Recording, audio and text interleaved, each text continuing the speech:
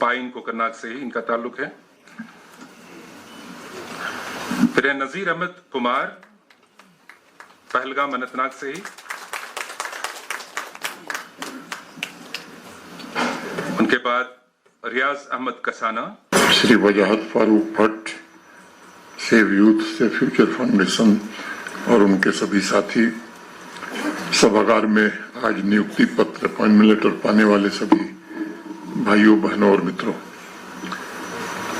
मैं सबसे पहले जो लोग टेरर विक्टिम के शिकार हुए ऐसे सभी लोगों को श्रद्धांजलि अर्पित करता हूं।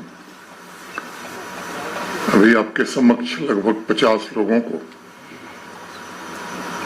अपॉइंटमेंट लेटर दिए गए हैं, जिसमें जैसा डीसी श्रीनगर ने बताया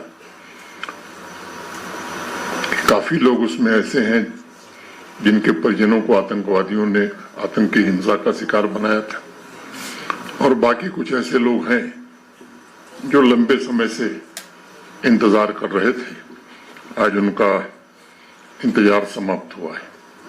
मैं अपॉइंटमेंट लेटर पाने वाले सभी देवियों सज्जनों को हृदय से आज उनकी नियुक्ति के लिए बधाई भी देता हूं। मुझे लगता है कि आज का दिन जम्मू कश्मीर के प्रशासन के लिए कैलेंडर का कोई साधारण दिन नहीं है। टेरर विक्टिम फैमिलीज और सेवा के दौरान जो लोग दिवंगत हो गए और सरकारी कर्मचारी थे, गवर्नमेंट एम्प्लॉई थे, के आश्रितों को रोजगार प्रदान करके उनके जीवन में उम्मीद की एक नई किरण जलाने का काम प्रशासन के सहयोग से हुआ है, और मुझे लगता है कि इसके कारण उनके जीवन को फिर से संभलने का एक अच्छा सुनहरा अवसर मिलेगा। शासन व्यवस्था के लिए तथा व्यक्तिगत रूप से मेरे लिए भी ये क्षण मानवीय पलों में से एक बड़ा महत्वपूर्ण पल है। पिछले वर्ष से अन्याय के साये को समाप्त करके इंसाफ की एक नई सुबह टेरर विक्टिम फैमिलीज के दरवाजे तक पहुंचाने में हम और हमारा प्रशासन सफल हो सका। कई दशकों से आतंकवादियों की गोली के शिकार हमारे अनेक गरीब कमजोर भाई बहन इंसाफ की उम्मीद लंबे समय से पाले हुए थे।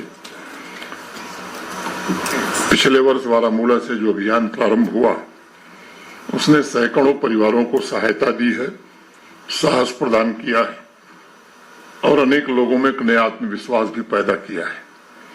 अब तक 400 से ज्यादा टेरर विक्टिम फैमिलीज को अपॉइंटमेंट लेटर दिए जा चुके हैं। जम्मू और कश्मीर दोनों संभागों में ऐसे परिवारों की पहचान जारी है। कभी कभी कई लोगों को लगता है कि 1 साल होने जा रहा है, लगभग 10 महीना 400 ही क्यों मिला। ऐसे भी अनेक लोग इस कोशिश में लगे हुए हैं कि किसी तरह उन्हें भी उसी श्रेणी में मान लिया जाए। मैं आभारी हूं प्रमुख सचिव गृह का, जिन्होंने बहुत ही एक ट्रांसपेरेंट सिस्टम बनाया हुआ है, जिसके कारण और हमारे जिले स्तर पर भी डीसी एसएसपी एक एप्लीकेशन की बारीकी से जांच करके इस प्रक्रिया को आगे बढ़ाते हैं, क्योंकि ये बात सबको समझनी चाहिए कि वाजिब जेन्युइन अपॉइंटमेंट लेटर 400 दिए गए हैं, उसकी चर्चा होती है, लेकिन अगर एक गलत नियुक्त अपॉइंटमेंट लेटर मिला तो उसकी चर्चा यही नहीं पूरे देश में उससे ज्यादा होगी। तो इसका ध्यान बराबर रखा जा रहा है। कश्मीरी में कहावत है, इंसाफ 6 न सुई लफ्ज इम कागजास पैठ लिखान, इंसाफ 6 सुई उजाला इम अंधेरी दिलन मंज गास करान। ये सच है कि इंसाफ केवल कागजों पर लिखे हुए अल्फाज नहीं है, बल्कि इंसाफ एक ऐसा उजाला है जो आवाम के दिलों के अंधेरों को दूर करके उम्मीद की नई किरण जलाता है। पिछले वर्ष इसी भावना से पूरी शिद्दत के साथ दुख और तकलीफ से भरे टेरर विक्टिम फैमिलीज और ऐसे लोग भी जिनके परिजन सरकारी सेवा में थे, वो भी लंबे समय से इंतजार कर रहे थे। उन्हें गले लगाकर ये कहा गया कि जम्मू कश्मीर प्रशासन और भारत सरकार आपको भूली नहीं है और हम जीवन में आपको कभी अकेला नहीं छोड़ेंगे। नियुक्ति पत्र सौंपने का यह सिलसिला तब तक चलता रहेगा जब तक इंसाफ का इंतजार कर रहे आखिरी परिवार तक जम्मू कश्मीर प्रशासन नहीं पहुंच पाता। मैं जानता हूं कि जिस गरिमा और धैर्य के साथ आतंकवाद पीड़ित परिवारों ने अपने प्रियजनों को खोने की पीड़ा सहन की है, उसकी कल्पना भी कुछ लोग नहीं कर सकते। वो बड़ी कठिन है। हर एक सामान्य परिवार की ख्वाहिश होती है कि उसका जीवन स्नेह और सपनों से भरा हो, लेकिन जम्मू कश्मीर में 90 के दशक से हमारे पड़ोसी मुल्क और उस इकोसिस्टम के द्वारा प्रायोजित आतंकवाद ने हजारों निर्दोष परिवारों की स्थिरता, उनका विश्वास, उनका भविष्य, उनके सपने छीन लिए। मैं मानता हूं कि टेरर विक्टिम फैमिलीज को इंसाफ दिलाने के अभियान द्वारा जम्मू कश्मीर प्रशासन ने ऐसे परिवारों को उनका भविष्य वापस सौंपने का एक गुरुतर दायित्व का निर्वहन किया है। एक बड़े मशहूर शायर हुए हिंदी में, दुष्यंत कुमार, उनकी दो पंक्तियां मुझे ध्यान में आ रही हैं कि हो गई है पीर पर्वती पिघलनी चाहिए, इस हिमालय से कोई गंगा निकलनी चाहिए। मैं मानता हूं कि जम्मू कश्मीर में इंसाफ की यह गंगा वितस्ता के दर्द को समझकर अनेक लोगों के आंसू पोंछने का काम कर रही है और इसलिए मैं इसे केवल प्रशासनिक कर्तव्य नहीं बल्कि हम सबका सामूहिक नैतिक दायित्व भी मानता हूं। मुझे याद है गत वर्ष अमरनाथ यात्रा शुरू होने वाली थी अनंतनाग में। मैं कई टेरर विक्टिम फैमिली से मिला था और उनके आश्रितों, निकटतम संबंधियों को फिर से रिहेबिलिटेट करने का भरोसा दिया था।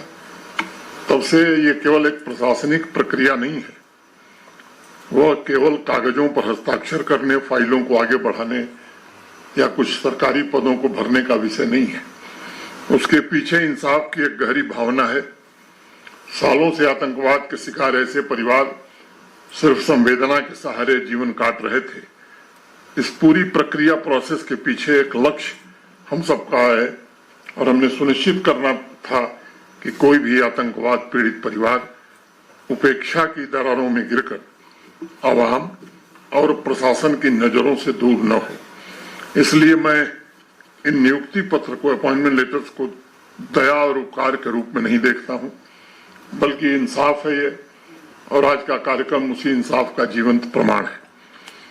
यहाँ उपस्थित सभी परिवारों से मैं कहना चाहता हूं कि आपकी पीड़ा और लंबे इंतजार की वजह से आपको जो तकलीफ हुई है उसको हम सब बखूबी महसूस करते हैं, समझते हैं और मैं आपको भरोसा देता हूं कि आतंकवाद के जिस इकोसिस्टम ने आपको कभी न भरने वाले जख्म दिए हैं, उन्हें भी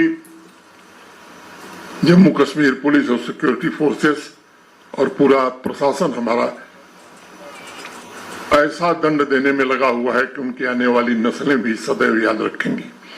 मैं कई अवसरों पर इस बात को कहा हूं कि जिन आतंकवाद पीड़ित परिवारों की जमीन या घर पर कब्जा किया गया है उसे भी मुक्त कराना ये प्रशासन की जिम्मेदारी है और मैं प्रमुख सचिव गृह से निवेदन करूंगा कि आपने जो वेबसाइट लॉन्च की है उस पर जो इस तरह के मामले हैं एक बार उनका रिव्यू होना चाहिए। फिर हम सब बैठ करके उसमें क्या कार्रवाई हुई है, किस मामले में जांच कहां तक पहुंची, कौन सा मामला कहां है, एक बार आप हफ्ता 10 दिन में इसका रिव्यू कर लें तो फिर इसको भी आगे बढ़ाया जाएगा। मैं जानता हूं कि कई ऐसे टेरर विक्टिम फैमिलीज में लोग अभी भी हैं, 13 साल की उम्र में, 12 साल की उम्र में आतंकवादियों ने उनकी हत्या कर दी। अब उनका कोई निकट परिजन नहीं है, लेकिन जो उनके परिवार में लोग हैं वो भी काफी तकलीफ से गुजर रहे हैं। ऐसे कई लोगों को मैं जानता हूं जिनकी आंख की रोशनी चली गई आतंकवादियों की गोली के कारण। अनेक ऐसे लोग हैं जो पूरी तरह अपंग हो गए। ऐसे अनेक परिवारों की एक विस्तृत सूची हमारे सहयोगियों ने बना करके मुझे सौंपी है। आज के कार्यक्रम के बाद उन्हें कैसे रिहेबिलिटेट करना है, इस पर क्या किया जा सकता है, प्रशासन के अपने वरिष्ठ सहयोगियों के साथ मैं चर्चा करूंगा। फिर उस मसले को भी, जैसा पिछली बार मैंने कहा था कि जिनके पास आवास नहीं है उनके आवास बनवाने का काम हम अप्रैल में प्रारंभ करेंगे, वो भी सूची तैयार है और वो काम अप्रैल महीने के अंत में हम लोग प्रारंभ करेंगे। आदरणीय प्रधानमंत्री श्रीमान नरेंद्र मोदी जी के मार्गदर्शन में पिछले 5-6 वर्षों में जितने भी इनिशिएटिव लिए गए हैं उनका एक व्यापक उद्देश्य रहा है कि कैसे जम्मू कश्मीर का निर्माण हो सके जो अपने अतीत की पीड़ा से परिभाषित न हो बल्कि आत्मविश्वास से भरा हुआ हो। 5-6 वर्षों में हम सबने भी एक ऐसे जम्मू कश्मीर को विकसित करने का प्रयास किया है जो अपनी शक्ति को अतीत के संघर्षों से नहीं बल्कि अपनी सपनों की ऊंचाई से मापने का काम कर रहा है। एक ऐसी व्यवस्था निर्मित करने का प्रयास हुआ है जो सामाजिक न्याय, गरिमा और समान अवसरों पर आधारित हो। हमारे प्रशासन के सहयोगियों से भी मैं बराबर चर्चा करता रहा हूं कि आवाम के प्रति व्यवहार में सम्मान और गरिमा ये जब नजर आती है तो मुझे लगता है कि इसका इम्पैक्ट जमीन पर बहुत होता है। सामान्य नागरिक प्रदर्शन नहीं बल्कि परिणाम की अपेक्षा रखता है। जम्मू कश्मीर का हर नौजवान अपने अंदर अद्भुत संभावनाएं लिए चल रहा है और ये हम सबका सामूहिक दायित्व है कि उन संभावनाओं को कैसे शक्ति दी जा सके, वो संभावनाएं बुझ न सकें। हमें मिलकर के ये प्रयत्न करना होगा कि जम्मू कश्मीर का नौजवान, यहाँ की बच्चियां भविष्य को नया आकार दे सकें और जम्मू कश्मीर की सुनहरी किस्मत लिखने में पूरी तरह से कामयाब हो सकें। ये सच है कि पिछले 5-6 वर्षों में जो यात्रा है जम्मू कश्मीर की, अगर उस पर विचार आप करेंगे तो मेरी राय से सहमत होंगे कि इस वर्ष भी संघ लोक सेवा आयोग माने यूनियन पब्लिक सर्विस कमीशन में भी 16 बच्चे जम्मू कश्मीर से चुने गए। ये सिलसिला पिछले 4-5 वर्षों से तेज गति से आगे बढ़ रहा है। इन सब प्रयासों का परिणाम है कि शायद पहली बार जम्मू कश्मीर को रणजी ट्रॉफी में विजय हासिल हुई है लंबे समय के बाद। इन सब अनेक काम ऐसे हुए हैं, इन सब प्रयासों का ही परिणाम है कि कल भारत सरकार की ओर से एक यहाँ कार्यक्रम का आयोजन हुआ था। ट्राउट के लिए देश भर के लोग जम्मू कश्मीर की ओर निगाह लगाए हुए हैं और एक बड़े मछली पालन में कैसे गुणवत्ता लाई जा सकती है उस दिशा में जम्मू कश्मीर प्रशासन द्वारा बनाई गई एचएडीपी केवल जम्मू कश्मीर के लिए नहीं बल्कि देश के लिए भी मार्गदर्शन का काम करने लगी है। अनेक इस तरह के काम हुए हैं और मैं बार बार कहता हूं किसी भी क्षेत्र का विकास केवल आर्थिक समृद्धि से नहीं बल्कि वहां के नागरिकों का जीवन स्तर कैसा है इस पर निर्भर करता है। मैं फिर से प्रशासन के अपने सभी वरिष्ठ सहयोगियों के प्रति हृदय से आभार व्यक्त करता हूं जिन्होंने पूरी जिम्मेदारी के साथ इस काम को आगे बढ़ाया है और कोशिशें हैं। अनेक लोग अभी भी जो ऐसे तत्व हैं वो कोशिश कर रहे हैं कि हमारी एकता को कैसे तोड़ा जाए, पंथ के हिसाब से लोगों को कैसे बांटा जाए और जम्मू कश्मीर को कैसे कमजोर किया जाए। इस बात को हमें बराबर याद रखना होगा कि सबसे पहले हम भारतवासी हैं और इस भारतवर्ष की तरक्की, इसी भारतवर्ष के अमन के लिए हम सबको जीना और मरना भी है। मुझे लगता है कि जम्मू कश्मीर निश्चित रूप से भारतवर्ष की समृद्धि के साथ जम्मू कश्मीर की समृद्धि, भारतवर्ष के विकास के साथ जम्मू कश्मीर का विकास ये जुड़ा हुआ है। मैं सभी अपने प्रशासन के सहयोगियों से जरूर ये आग्रह करूंगा कि हम सबको मिलकर के सुनिश्चित करना है कि जम्मू कश्मीर का हर परिवार, आवाम, सरकार की संस्थाओं पर पूरा भरोसा करे और इस भरोसे को हम और कैसे मजबूत कर सकते हैं। माननीय प्रधानमंत्री जी का जो मूल मंत्र है, जीरो टॉलरेंस टू टेररिज्म, उस पर चलते हुए आतंकवाद के खिलाफ भी निर्णायक, सख्त और त्वरित कार्रवाई जारी रहेगी। मैं इस कार्य में भी जो यहाँ सभागार में आम नागरिक उपस्थित थे उनसे भी मैं निवेदन करना चाहता हूँ कि इसमें आपके सहयोग की भी अपेक्षा हम रखते हैं। हमें ऐसे तत्वों का सामाजिक बहिष्कार करना होगा जो अलगाववाद और आतंकवाद के इकोसिस्टम को आज भी पाल रहे हैं। ऐसे तत्वों को मुंहतोड़ जवाब देने का काम पुलिस, सिक्योरिटी फोर्सेस, सेना कर रही है, लेकिन उनके सपने कभी न पूरा हो सके इसके लिए मैं आवाम से भी निवेदन करूंगा कि आपको भी ऐसे लोगों को पहचानना, उनका सामाजिक बहिष्कार करना और प्रशासन की मदद करना ये आपकी भी नैतिक जिम्मेदारी है। अंत में अपनी बात पूरी करने से पहले मैं कहना चाहता हूं कि जिन परिवारों को आज अपॉइंटमेंट लेटर प्राप्त हुए हैं उनके लिए एक नई जीवन की यात्रा आज प्रारंभ हुई है। ईद से पहले ईद का ये एक तोहफा है जो जम्मू कश्मीर प्रशासन ने आपको सुपुर्द किया है। मुझे विश्वास है कि आपका जीवन भविष्य में बेहतर होगा।